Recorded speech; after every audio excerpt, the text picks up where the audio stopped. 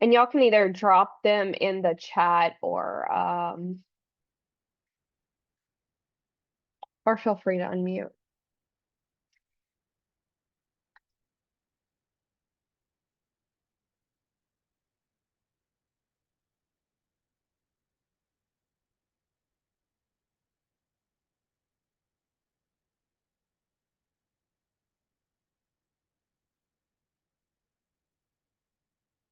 Good morning, sunshine. How are you? Haven't seen your face in a while. Good.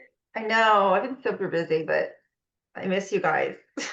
I can't hear you. I don't, is it me, y'all, or Oh, is it, I have my can volume. y'all hear her? Can somebody else hear me? I can hear you all. Okay, so it's me. Let me see what my issue is.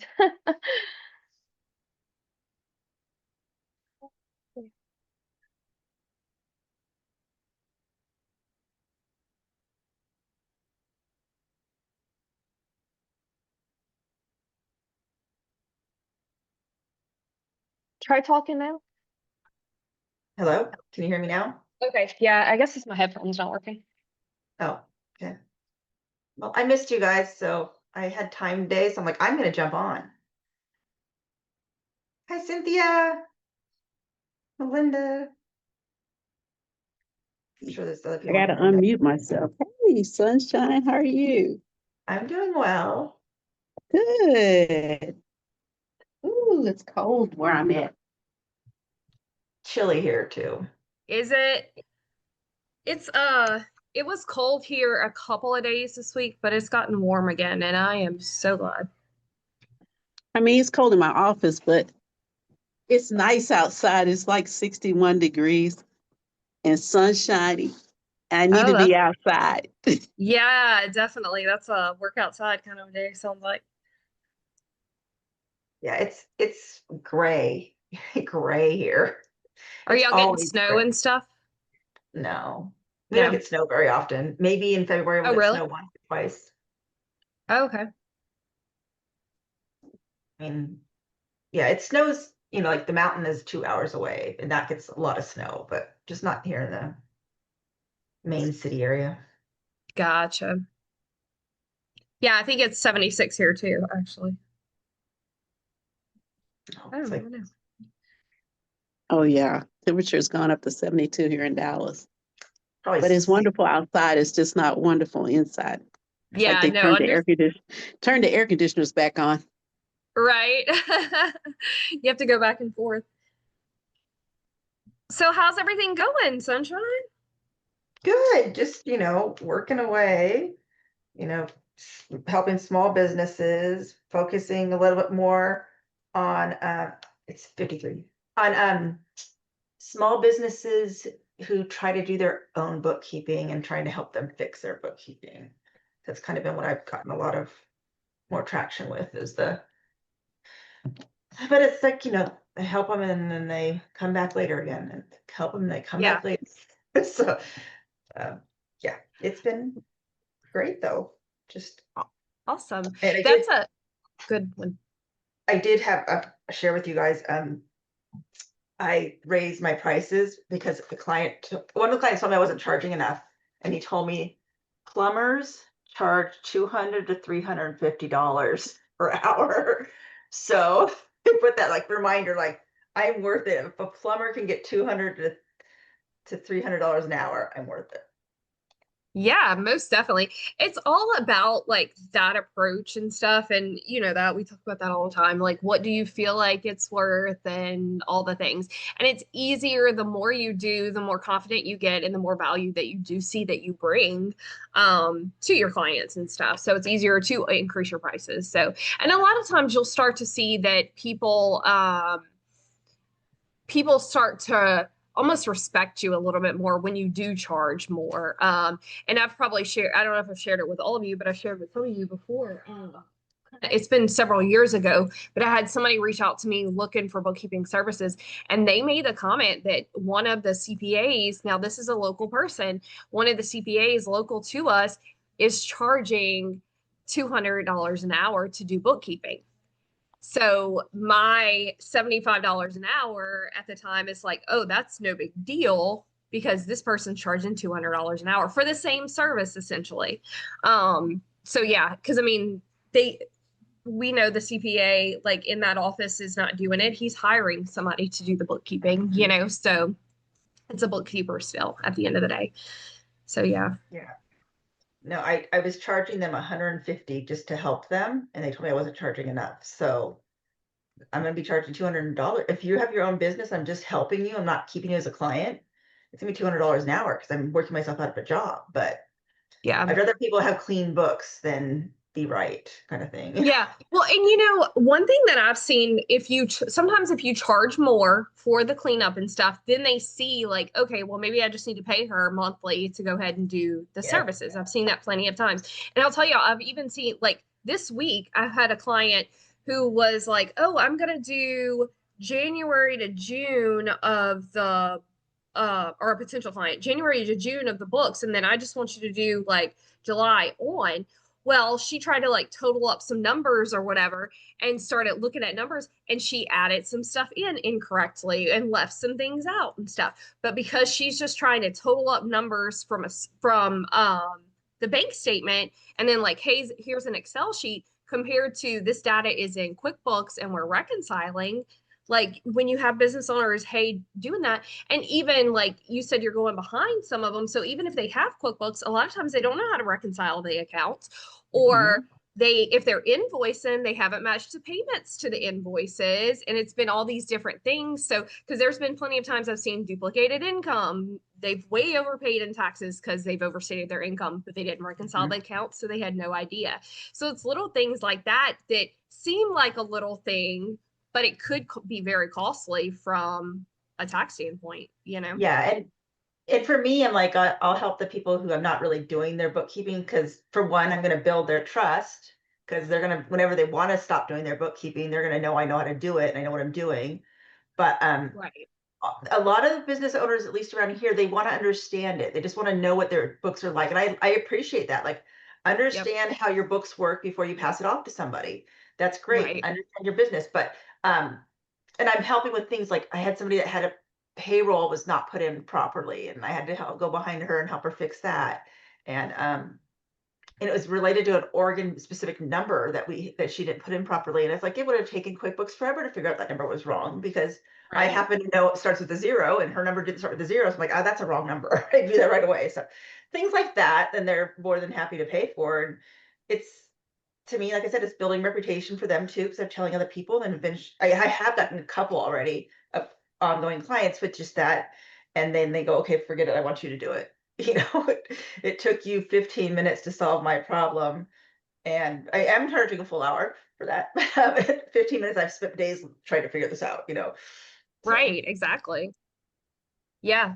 And I mean, like, and I've said this before, like from a quoting standpoint, sometimes it's like you want to say, oh, I'm just going to charge you so much per month, especially when you're doing like a cleanup and you're going behind them to do the work.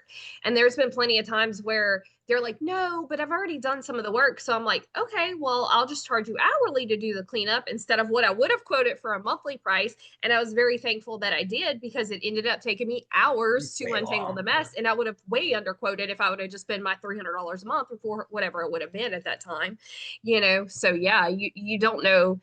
And it's hard QuickBooks. And I've had so many people make this comment, like from a business owner standpoint, say that QuickBooks makes it easy. They feel like it's easy. So yeah, it looks easy. The AI looks easy. It all makes it seem easy, but there's all these little back end little buttons that if you don't click, if you don't match, if you don't know that reconciliation has to be done or whatever the case is, you're totally screwing up your books. So it looks like, Yeah. hey, all this is great, but yeah, you don't trust the AI. It's hard. Like I think it's great in a sense in some instances, but it definitely has to be something that is reviewed, and you still need your reconciliations and all these extra things because there's plenty of sometimes. Yeah, Cameron, you're correct. AI is great, but you still have to know what you're doing. That's 100% correct because there's plenty of times where AI and we see this all the time where QuickBooks just assumes this came in and it's whatever this transaction is, it's a meal or whatever. And no, it's not even close to being meals or income or whatever the case is. So yeah. But I depend a lot on rules, so my life is quicker, but I still have to verify it every single time. Correct. And I never use auto add because I'm always like, I don't know. In the beginning years, I tried that and it didn't work out, and it doesn't take me that long to look at it. But Exactly. AI is rules too. If you think about it like that, we started out with those in the beginning. It's just they're advancing it, but I can tell you, I'm getting frustrated with the new interface and how it's not quite as intuitive and easy to change things. I feel like, but it will get there. Yeah. Yeah, definitely. And I probably told you this before too, Sunshine. I'm the person who's take me back to the old way, like hitting that button every single time until it forces me to do it. So yeah, it's definitely been some adjustments and whatever with that. But yeah. Yeah. Awesome. How's everybody else doing? How's everything going?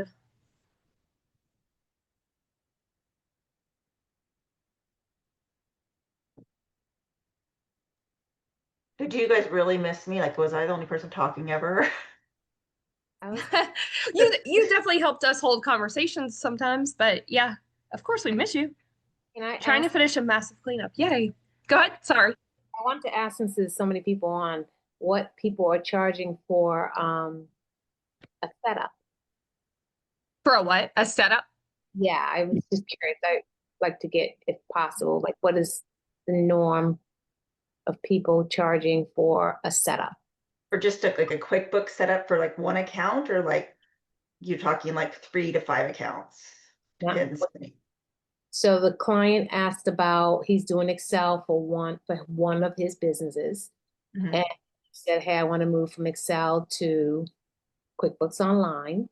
I'd like to get that set up, chart of accounts situation, that type of thing. So one account, I don't know if you mean that one account, that's one business. He could have several. I didn't even ask how many bank accounts, but Yeah, it just matters because once you get it in, you're going to have to go with it and figure out how far back you go. I normally charge, so if I'm going to put somebody on Ledger, we'll say, because that one's I use Ledger. Okay, that could be a Ledger, huh? it could be a Ledger because there's only one account. Mm. And I would charge $500 to set that up personally. Even like, okay, I've never used Ledger. Okay. Are you It's the doing the bookkeeping for this client, or are you just setting it up and then kind of handing it back over to them? Yeah, he just asked for a setup. Okay. I usually try to do at least like the first month, because especially depending on the type of business and stuff like that, and especially like Ledger, a lot of the chart of accounts and stuff is not set up, and sometimes you need more specific stuff depending on the business and stuff. So it's hard to just do just a setup. And is he familiar with QuickBooks? Because the next thing is, a lot of times when you're doing a setup, they need a training in addition to the setup, because they need to know to make sure they're reconciling how to code the transactions and how all the functions work, especially coming from Excel into QuickBooks. So I feel like maybe ask a few more questions and stuff. But typically what I would do, like mine, I would charge depending on how many bank accounts, credit cards, like loans, like all that, because you're going to need the last tax return. You want to make sure all that gets set up for the balance sheet and all that. But usually like $650, and that would include like a training video for them. And then he can, if he needs any additional training and stuff from there. With the Ledger, Ledger, you have to do it, right? The person, you can't, can you turn that over to the person? I thought No, you can't turn it over to the person. That's the problem with that one. So they have to go with the more expensive one to turn it over to them. Okay. And then to be transparent too, my 500 doesn't include any training. That's here is a setup. That's what you said you wanted, and then additional information is needed. And I don't go more for that price. It's really, I'm just going to put in for this year's. I'm not going to get you all the way. I'm not going to look at your tax returns and get you all the way set up like that, because that's not your pay. It's to me, the $500 is really just getting that chart of accounts set up and everything, and getting bank accounts connected. And I feel like after that, you have to pay more for services if you want anything additional. And I tell them that you should really do this, but if you don't want to pay for that, that's on you to figure that out,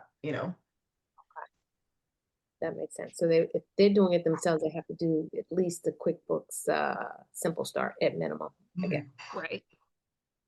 that's very helpful. Thank you. And then let's see, Cynthia. Cameron said I charge onboarding fee equal to 1 month services, which includes onboarding, setup, dot collection, and communications. Cameron, I'm assuming that's if you're doing their bookkeeping, or is that just what you do, period, for a setup?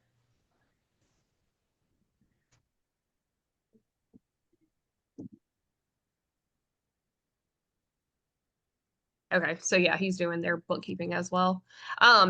But yeah, so, and a lot of times what I've seen, and I don't know about anybody else, y'all feel free to chime in and give her some input too, from what y'all have seen so far. But if you start doing, like, if you do some training and really show them how QuickBooks truly works and all the steps that need to be done, they might try it for like a month or so, but then they're coming back saying like, hey, can you just handle this for me? Because it's too much. It's more than what they need.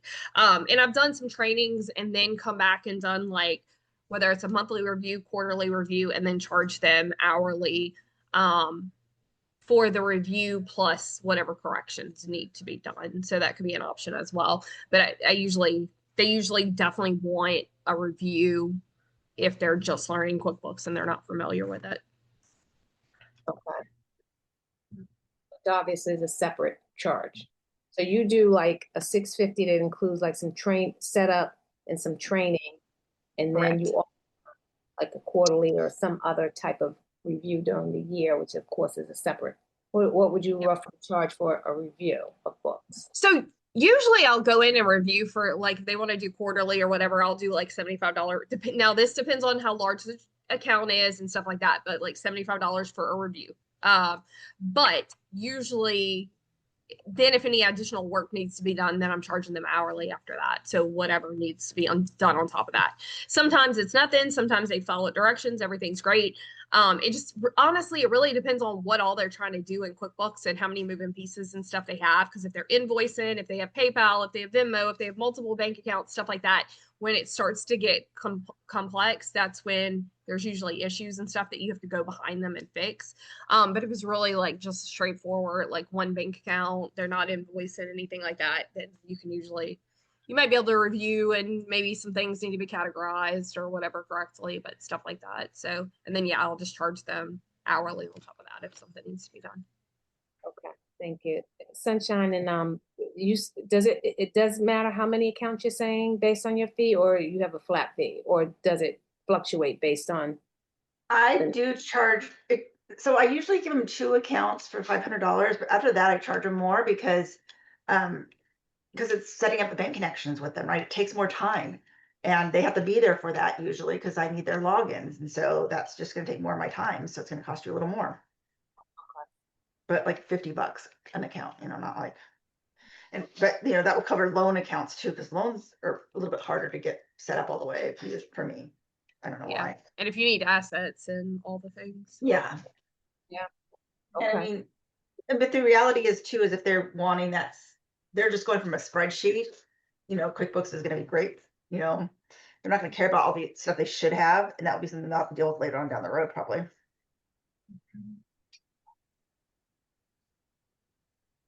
Thank you.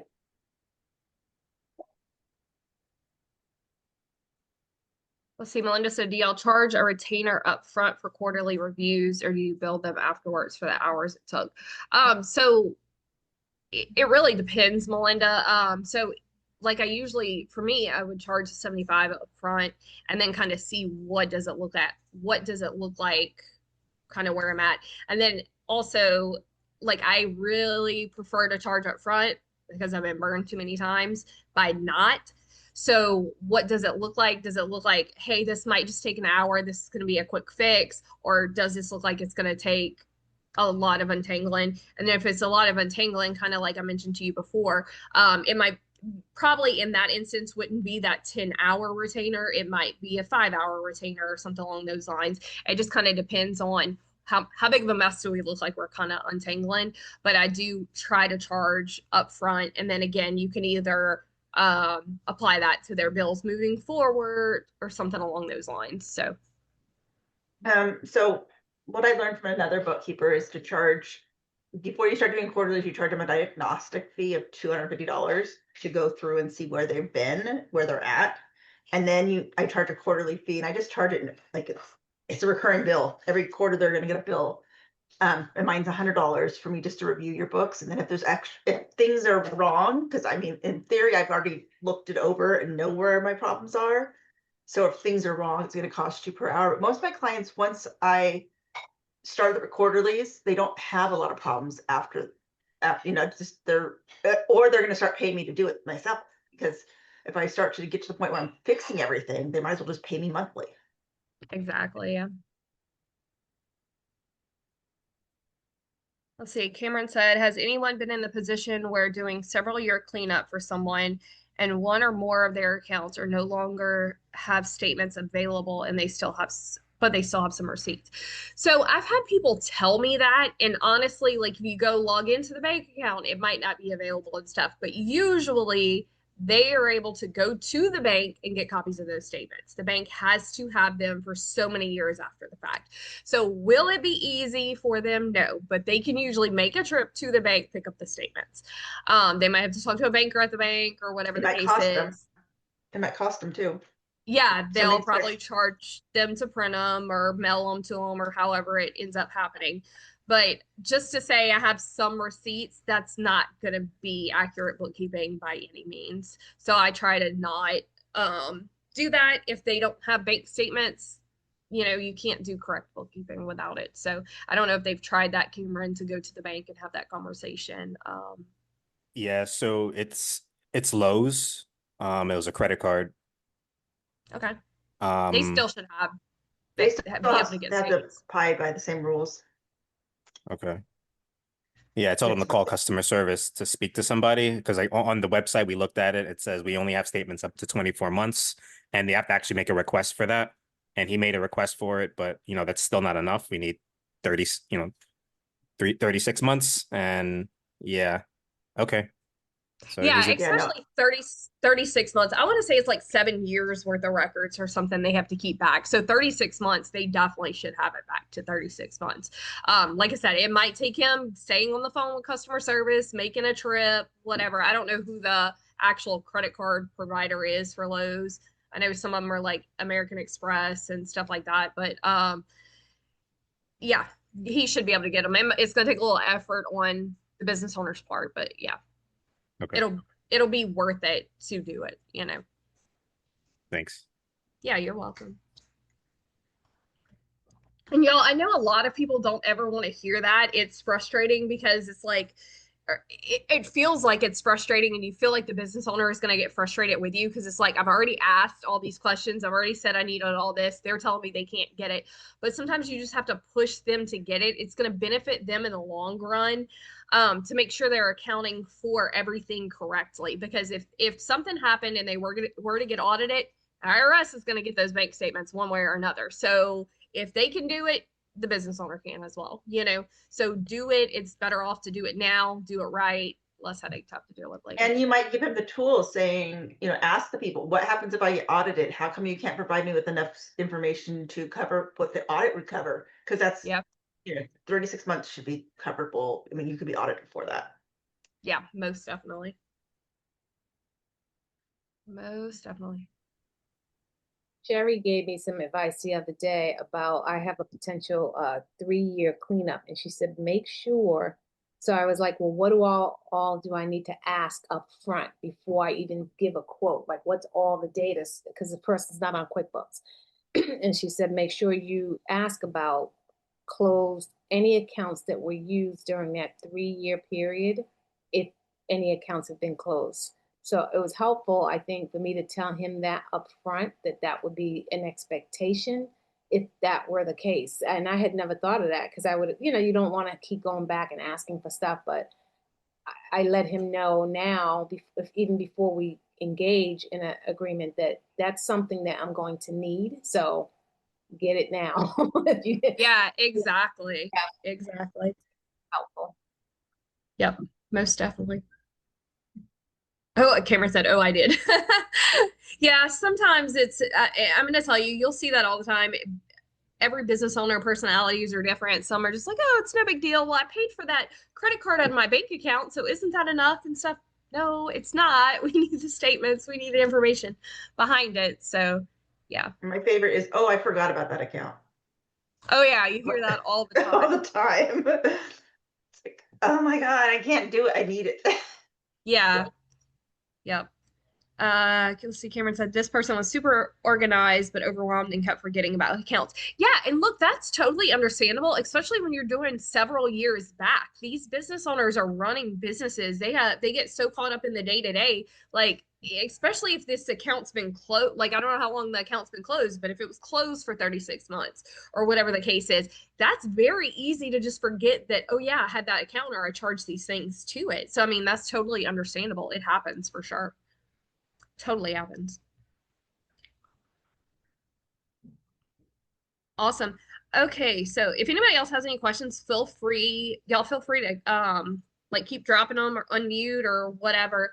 But how's everybody feeling? We're going into the holidays in a couple of weeks and we're coming up on year end. How are we feeling with all of those things? Like whether it's with the books, ending your clients, like doing the year end stuff for books, 1099s, um, your goals, where are you at with all that?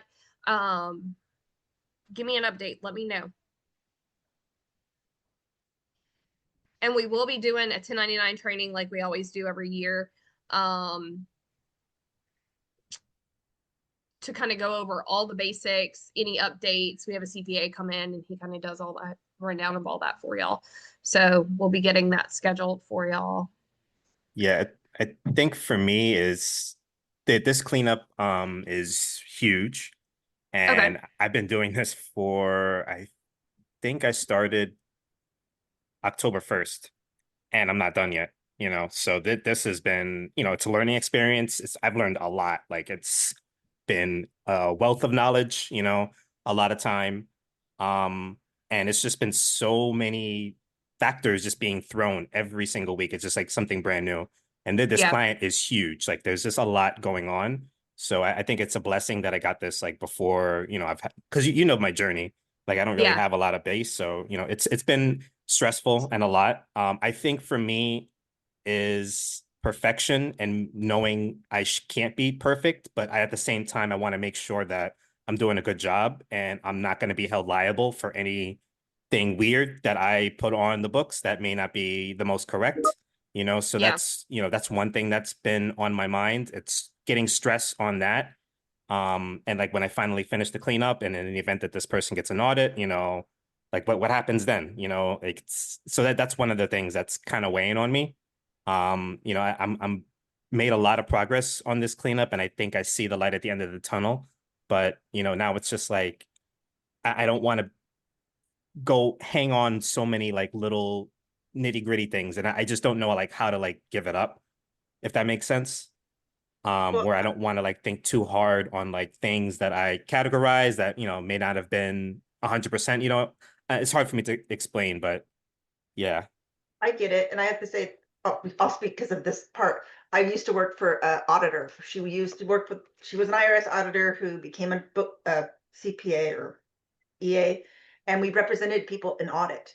And so I was doing books for people who were going to the IRS who didn't Mm. have books. And our key in our office was substantially accurate. You can't be perfect, but substantially accurate. And that's what the auditor, I mean, the auditors go in there, you think they're evil and they're people and they are jerks. Don't get me wrong. But if you make a little mistake, it's not that big of a deal. It's really not. People make mistakes. It's whenever you're trying to hide things that there's a problem. And so as long as it's like a legitimate oopsie and not trying to, hide and steal, it's not going to impact anything really. Because, a transaction, if you say, oh, it was a business meal versus, it was actually laundry, oops, it's like, that's going to be like what, $2 in taxes, maybe, if that, so remember that Yeah, and part. I'll tell I'll tell you this, Cameron, because I thought early on in my business, I had to do taxes. So I'm like, okay, there's CPA that was offering a course. Let me learn everything I can about it. One of the things that he kept telling us in that training was there is so many gray areas in the IRS with the IRS, and it depends on what auditor you get, on what they believe, where this should have fallen, and is that actually a tax deduction and stuff like that. So some of the stuff like that we stress ourselves out about, it's just a matter of like, okay, if you got audited, what is that auditor going to say about that specific tax deduction? Should it have been here or should it have been there? Or is that even considered a uniform or whatever the case may be, you know, because there's so many like just gray areas. It's not all black and white. Some of it is black and white. So don't hear me say that it's not all black and white. Some of it is, but there are some gray areas on some of this stuff. And then you've used one-to-ones and stuff with us already and everything. I would just like when you get ready to hand it over, just have, I know, is this the one that Sherry's been helping you some with?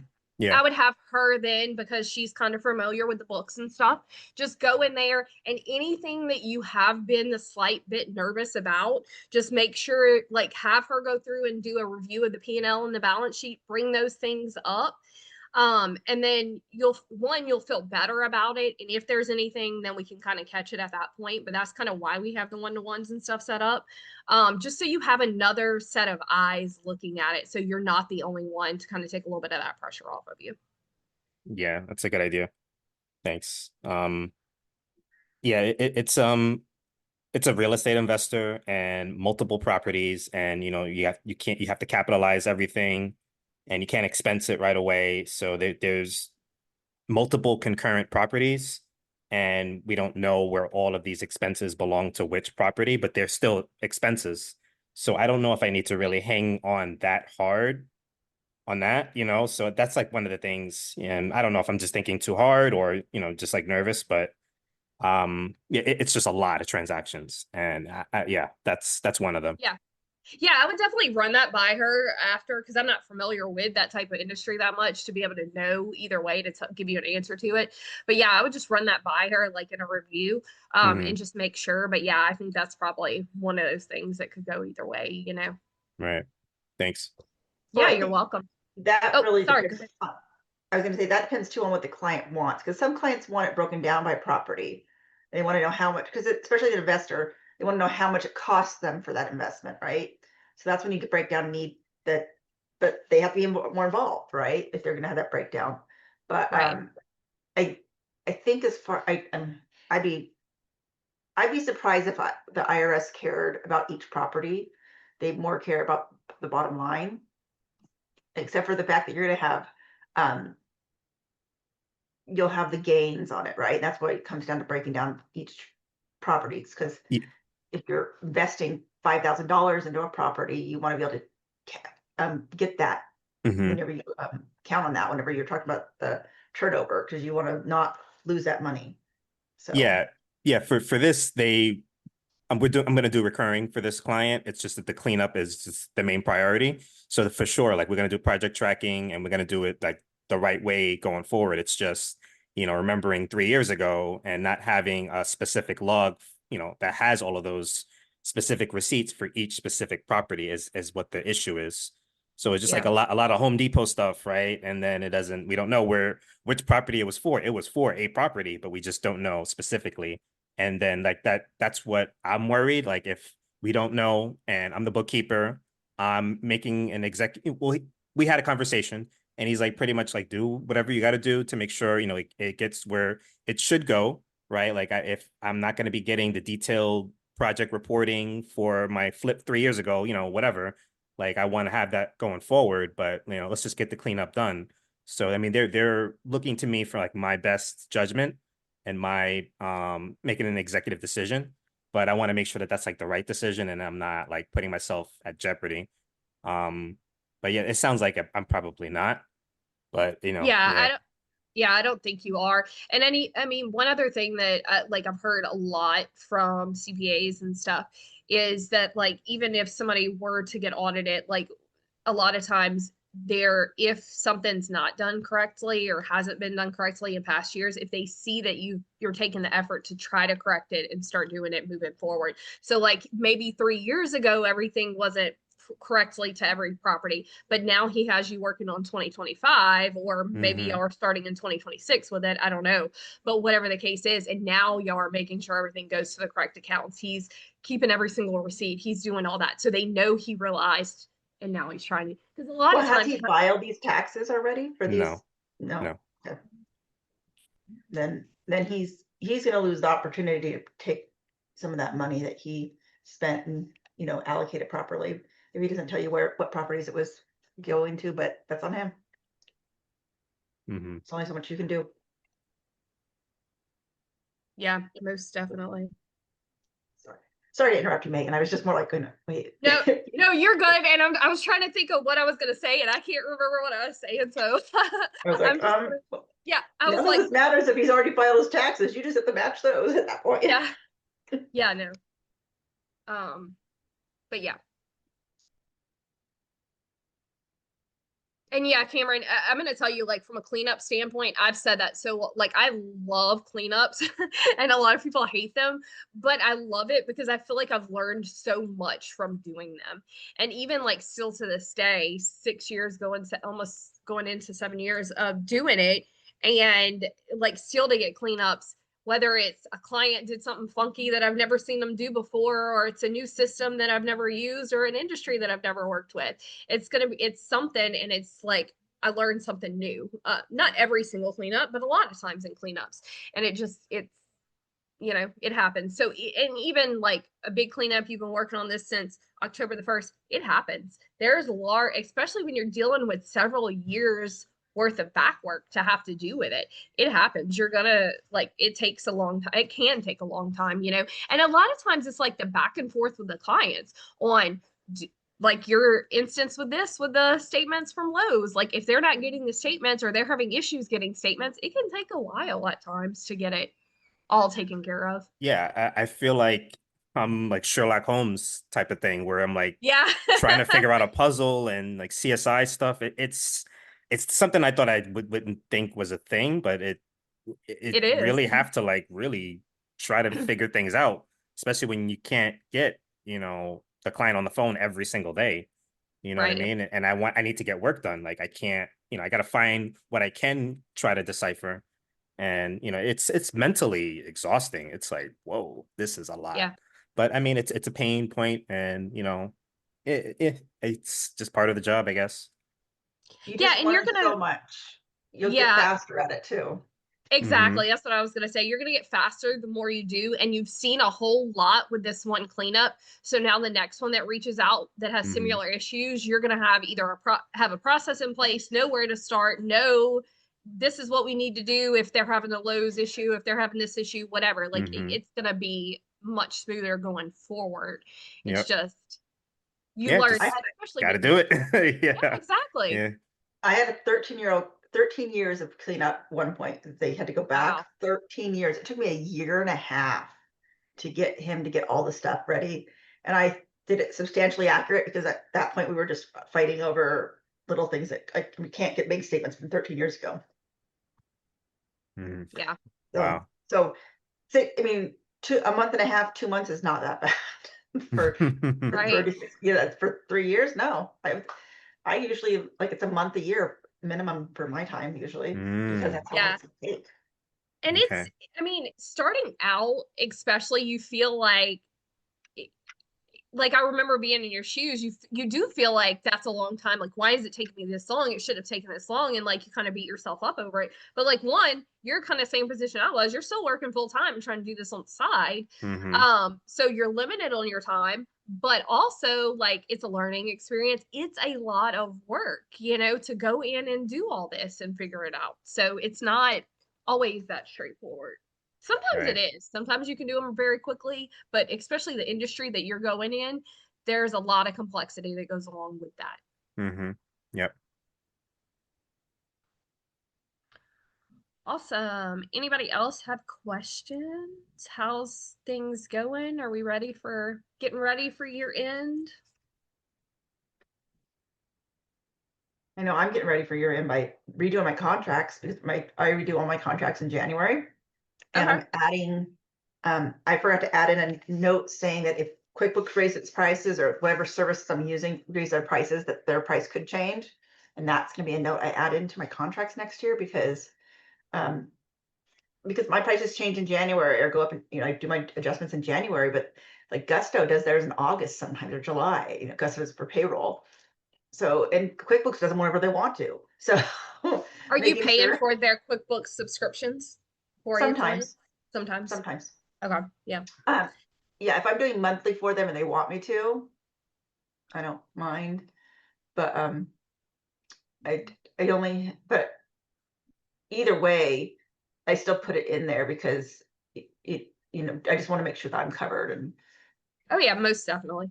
making Yep. sure I was just if curious. I Yeah. kind of got away from doing that. I'll do it like if I'm doing ledger with a client or whatever, obviously, but just because the QuickBooks prices keep changing so much and stuff, it's like you feel like you have to go back to the client all the time and adjust the prices because this changed or that changed or whatever.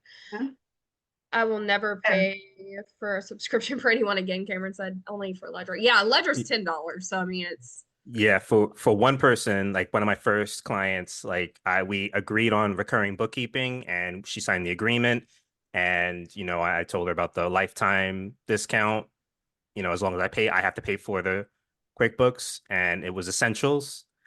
And she got an invoice because this is another cleanup I'm doing, and she's just not getting me the information. And I've been sending emails. My client portal sends reminders every day. She's just not getting me the stuff that I need. But she did reach out to me when she saw a recurring invoice for November saying, like, why am I being charged for this when you haven't even done the cleanup? And I'm like, well, because you signed the agreement that had recurring services and we're still working on that phase. As long as you answer right. these questions, you will get it done. And in addition to that, part of that is for payment for the QuickBooks subscription. So now I'm paying the QuickBooks subscription and we had to cancel the recurring services because I wanted to please the client and I didn't want to, I'm in scarcity mode still. And I didn't want to get like a bad review or whatever. So now I'm kind of like in this limbo where I'm paying for a QuickBooks subscription. This lady is not giving me what I need. And now I'm kind of stuck. So I'm dealing with that right now. Like after that, never again. Like it'll only be you get a month off for QuickBooks, 30% off for 12 months after that, and then get ready for the sticker shock. That's how I am now. Like there is no way. Like it was very unfortunate, like dealing with that because when I onboarded the person, they were super one way. Now they're changed, and I'm stuck. So yeah, I'm dealing with that. I would make them pay this QuickBooks subscription still. Like I would I would go to her and say, listen, you cannot pay my services, and we'll get back to that later for the ongoing services, but I still have to pay for this, so you have to pay for this because I'm not covering your costs for you to take this long or take longer. Have you transferred the billing over to her, Cameron? No, I haven't. That's You what can I do would that do. I too. would transfer the billing over to her. Then, in order for the subscription to stay active, she's got to put her credit card number and stuff in. And if not, it gets canceled. And then when it's time, decides she wants to get you the information, make her put her information in, and then it's off your plate. Yeah. What is the I mean, benefit? again, this is one like you learn the lesson now. Not to do it again. But Yep.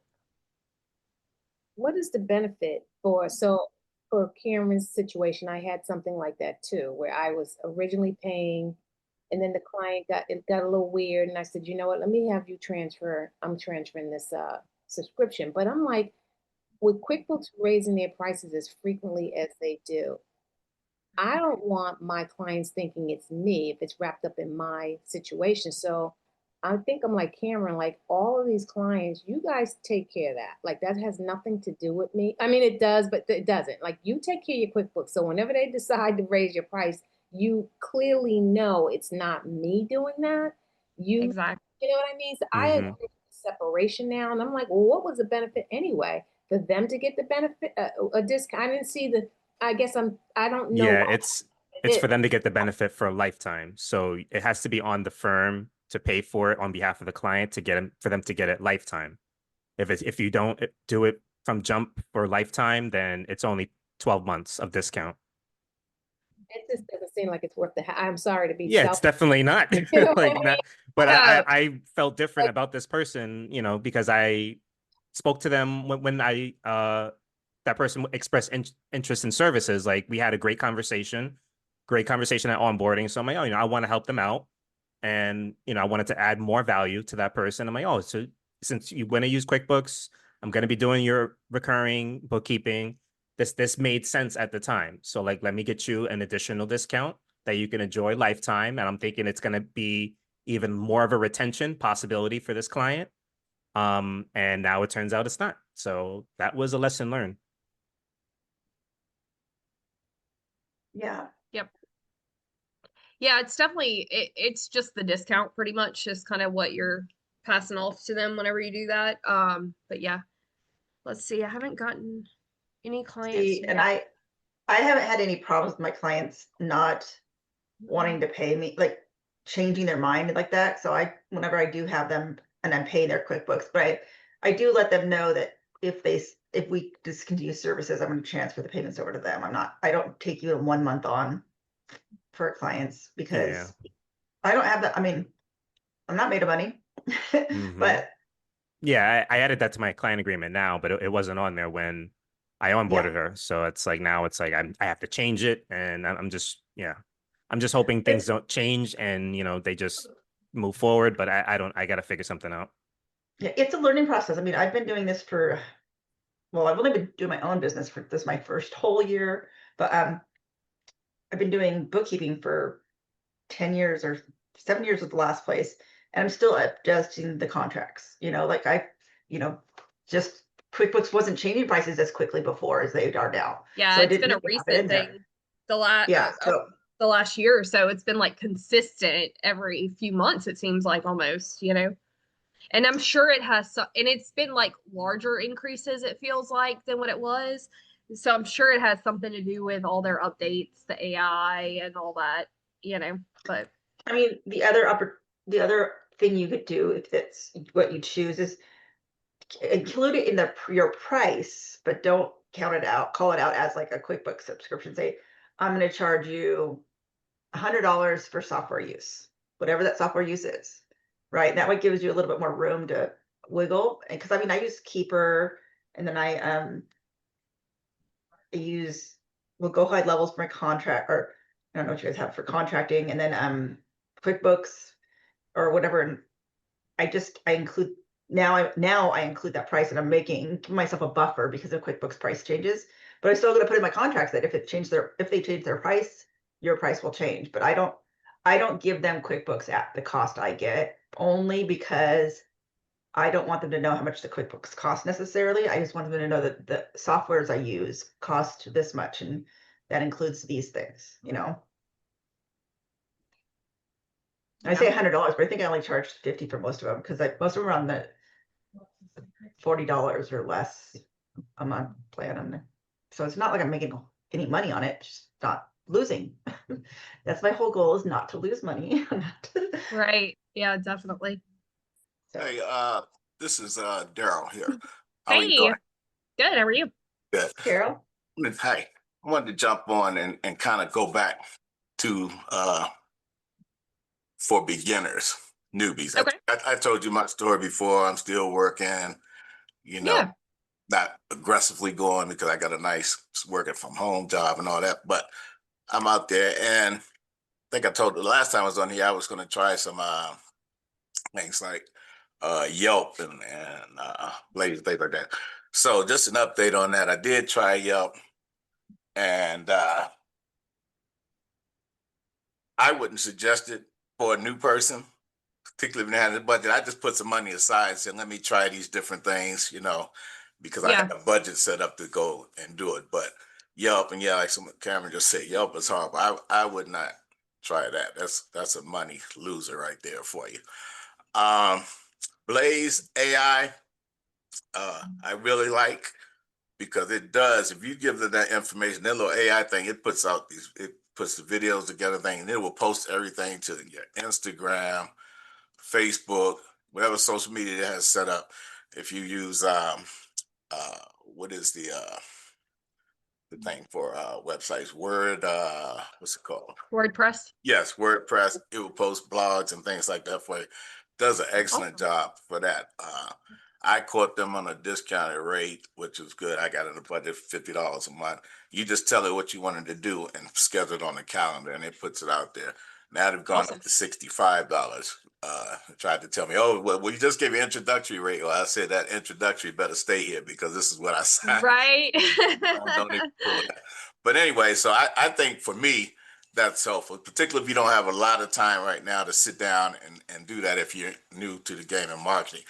But my next strategy is to go out, which I believe is probably the best. And I wanted to see if anyone else 6 months or newer, or maybe even some that are a little more experienced, of going out and meeting people. I think that's the best way, going to these meetings face to face and so forth. But I'd like to hear back from everybody else, particularly some of the newer people, if there are any on here, 6 months or less. So I can tell you, I've been doing it for a year, and I started in January, but I want to say like March is whenever I started maybe really working for it. But and I've been doing networking groups since about April, and it's taken me about 6 months for them to get to where they feel like they know me enough to recommend me. So it's not a short game; it's the long game on those, which is great because you get better clients and you have better reputation. But it's not like, oh, you shut up, you get my job. So, But I I'll do say a this. lot of networking. I think it all needs to be a long game. None of it, you shouldn't. Some of it is going to be like, one person might go post on social media for like, I did in person and was posting on social media. Within 2 weeks, I got a client. It was partially because of the network and the people that I already knew and stuff like that, because it was a referral. So it kind of depends on who do you know and who do they know that's looking for a bookkeeper kind of thing. But it definitely does need to be a long game regardless, because you need to be, especially in what we're doing, you need to be building relationships because people want to know, like, and trust you because you're looking at their bank statements, you're looking at their finances and doing all of that kind of stuff. And I will say this, with the in-person stuff, you can build that a lot faster than just behind a computer screen. And take that with a grain of salt as well, because like here we are on here, you can be on a computer screen having conversations face to face. Whereas some people are just making a post and nobody ever sees their face. I don't know if this is a real person or somebody in another country just trying to scam me out of money kind of thing. But like, in a situation like this, you're seeing us, you know us, you're kind of getting to know us personally, but still you got to build that know, like, and trust factor.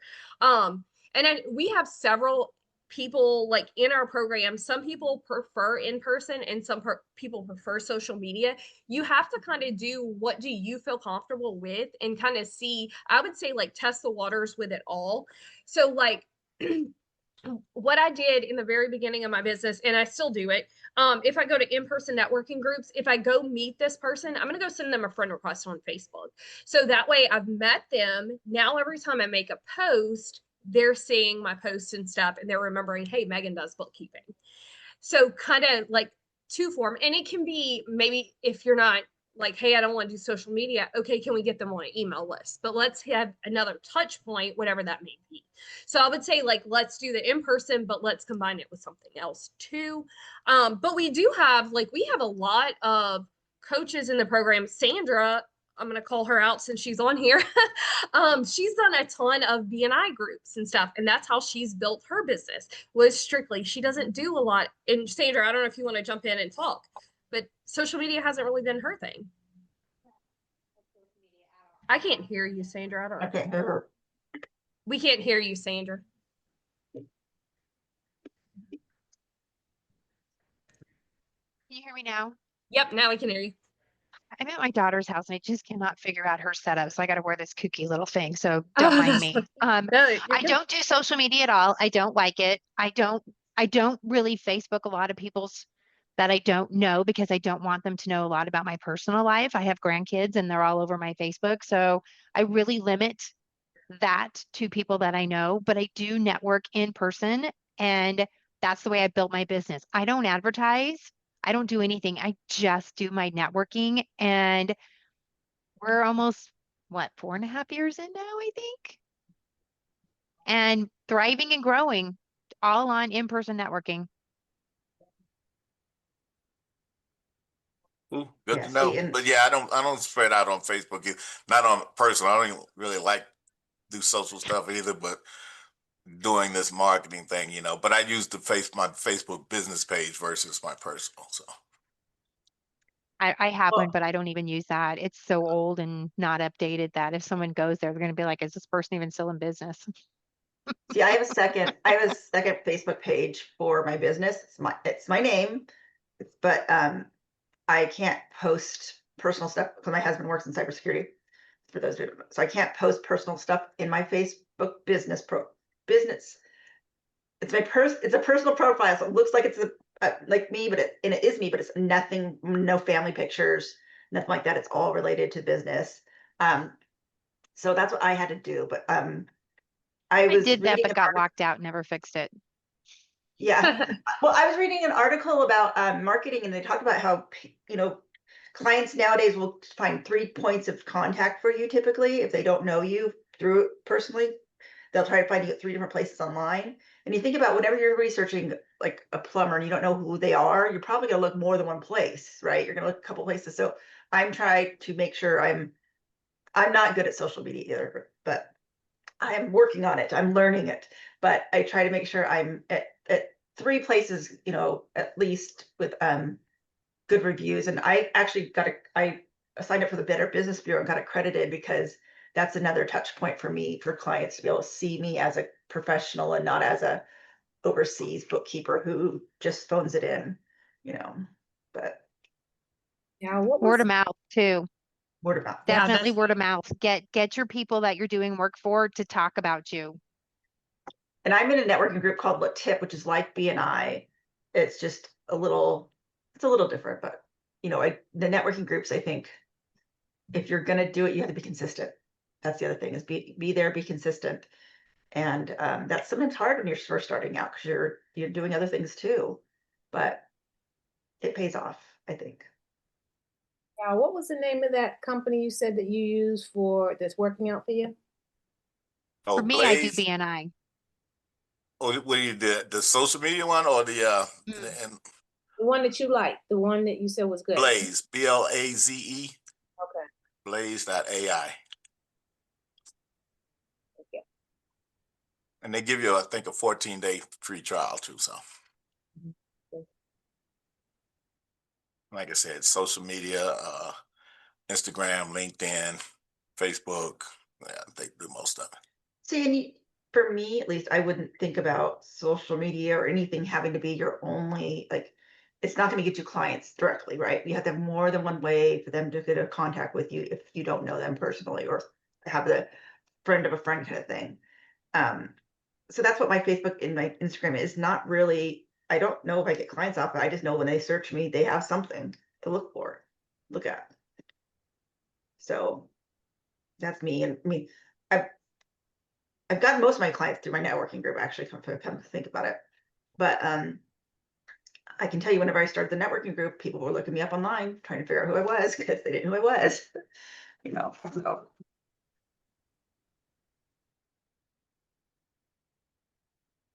Let's see. Yeah, I do virtual networking, social media, and nothing yet. I've gotten no clients that way. I got a referral from one networking group that I'm in, but the person decided to go with their CPA to do all this stuff. Yeah, I mean, um, no matter what it is, y'all, it's like I said earlier, it's a long game regardless. But I will say this, even like talking about social media, I'm going to be the odd one out in this. I post everything on my personal page. But it's benefited me from that because one, I was at a tractor dealership for 10 years before starting my business, and I did a lot of their social media stuff too. So I built a lot of relationships with people and had tons of friends and all that on Facebook from that. So I was pretty familiar with how social media worked and everything. yes, I've done in person and all the things, but I would go send those people friend requests. There are people to this day that I'm friends with on Facebook. Some of them are local to me and stuff that I've never officially met in person that send me so many referrals. But if I would have never sent that friend request to them, if they would have never seen that I was a bookkeeper, they wouldn't be tagging me in posts in our neighborhood pages saying, hey, Megan does bookkeeping. There's people I've graduated high school with, I have not seen in 20 years, but they see that I'm a bookkeeper and they're tagging me in the post. But I haven't seen them in 20 years to even know anything. But when they see somebody's looking for a bookkeeper, they're tagging me. So I've gotten tons of clients from people, some people that I've never even met. This came from my personal Facebook page. So, and I mean, everything's different for everybody. That's why I like everybody to kind of give their input, because what worked for me isn't going to necessarily work for you or the next person or whatever. Everybody's personalities are different. Everybody likes something different.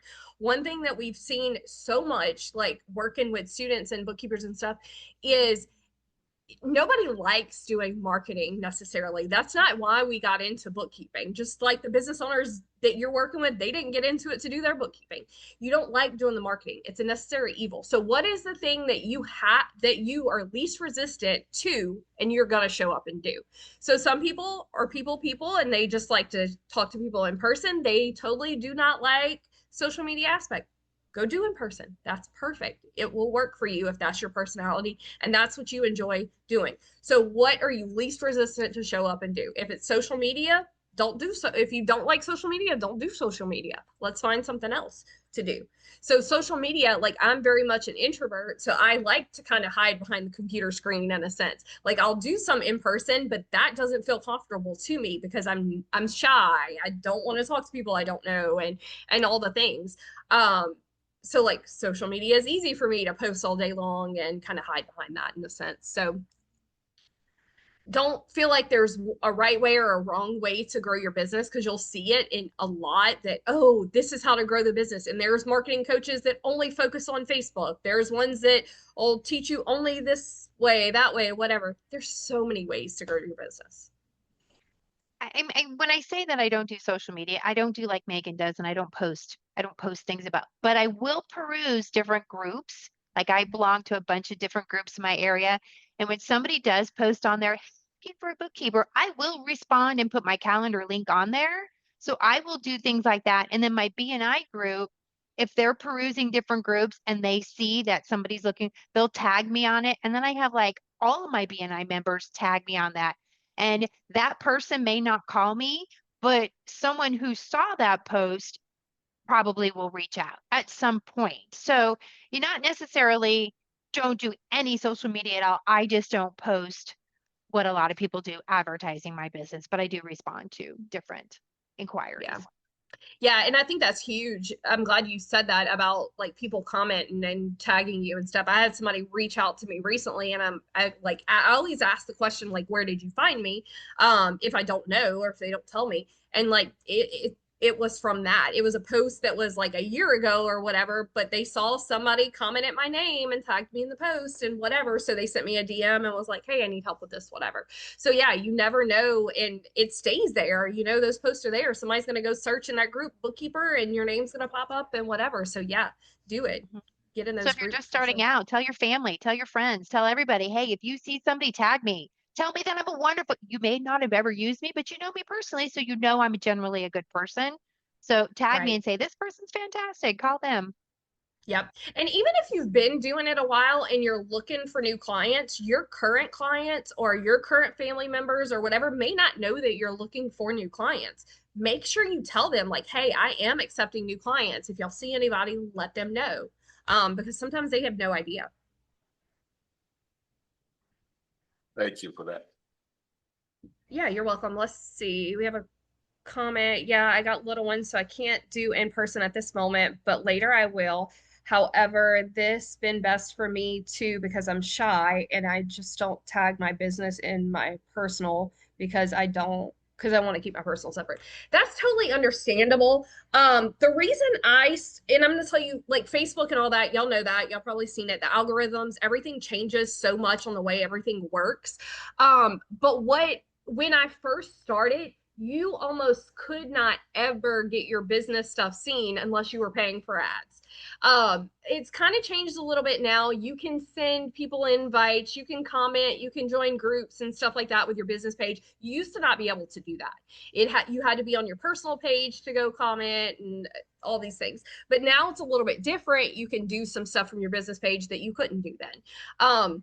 So, I mean, that's perfectly fine. But also remember, like, even if you are using your personal page, there's ways to, like, if you want to post pictures of your kids that you can share it to set up a friend, and we can do a whole training on all this if y'all want at some point, but like set up a friends list that is just your family and friends that you personally know and share those pictures to just that group of people. So everybody on your friends list are not seeing it. Only family and friends who you want to see it are seeing those posts. So you still can keep it separate and have it all in one place at the same time, or you can use your business page. But I would definitely tag your business in your personal post. Make sure it says that you're, like, if you go to my personal Facebook page, it says I own the business, and you can click on my business Facebook page and stuff. That way, if I send a friend request out to somebody, they know, okay, she's a bookkeeper. If they're looking, then they're going to send me a message right then, you know, or they know, oh, she might be looking to network. That's why she sent me a friend request, or whatever the case is. So.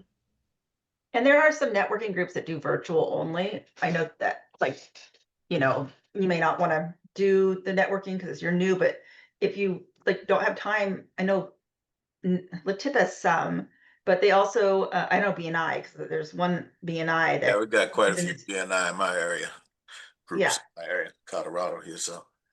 Yeah, and I know that the ones in our area mostly do virtual, and then once in a while they'll do in person. So if you have kids or whatever, you could find the ones that work for you. But the hours, to me, it's the hours, because our BNIs meet at like 7 a.m. I am not a morning person, so I'm like, nope. We have them all throughout the day and stuff. Like, you can find them if you want. But I'll also say, this suggestion, somebody told me this early on. I suggest this to everybody now. Like, if you're looking for, I went in like our group neighborhood page and was just like, hey, what are some in-person networking groups?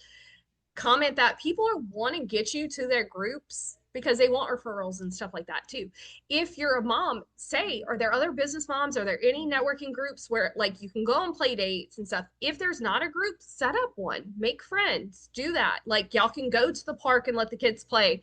And I don't know where you're at. It might be too cold to do that right now, but whatever the case is, go to the park, let them play, and y'all meet and y'all talk about business.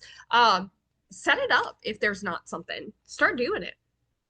My contractor just joined a networking group called 1 Million Cups. Oh, I've I've never heard heard of it. I want to There's say not one in our area, and they're not Yeah. accepting new because she's Yeah. like, start one. If there isn't one, start one. And I was like, oh, let me go see how I can. But they're not taking any new ones right now. But she's gotten very good results. And I'm not a speaker. I've been in my BNI group, and I've known these people for four and a half years, and I still get nauseous every time I have to stand up and do my 30-second pitch or my 10-minute presentation. I can't stand it. I'm the secretary treasurer right now, and I'm supposed to give a treasurer's report. And I said, I won't take the role if I have to get up in front of people. And they're like, fine, we want you in the role. We'll do your speech for you. I'm like, good, works for me. So Perfect, huh? you just have I to do like mold Toastmasters your too. group to you too. Yeah. I do Toastmasters too, and whenever I do my speeches in Toastmasters, I always mention something about bookkeeping in some way. So I use it as a little advertisement point. But that's because I want to improve myself in that way. But Can't that's the stand thing. it. Everybody's different. Yeah, exactly. And Cameron, you said BNI has so much that stressed you out and turned you off. I didn't join BNI because it was too much time commitment and stuff I didn't have, and I wasn't willing to put it out. There's other groups. There's so many other networking groups and stuff out there. I found one local to me that at the time was meeting once a month, and they would go to dinner in the evenings because it was other business owners who were still working full time trying to grow and start businesses. So it was perfect. It was exactly the same place I was at, exactly what I was looking for. So yeah, make a post, find it, talk to people. That's how you're going to find what's out there, you know? And again, if there's not, start it. All right, y'all. Well, this was great. Thank y'all for coming today, and we will see y'all next week. If y'all have any questions between now and then, feel free to post them in the group. If there's anything that y'all want to talk about specifically on the call, like if y'all want a Facebook training, anything like that, feel free to send me a message, post it in the group, let us know, and we will make sure we get a training based on whatever that topic is. But yeah, y'all have an awesome day. You are welcome, and we'll see y'all soon. Bye. See you guys sometime. Yeah. I hope you can make to another one soon, Sunshine. It'll be a while, but I'll try. All right. Bye. Bye.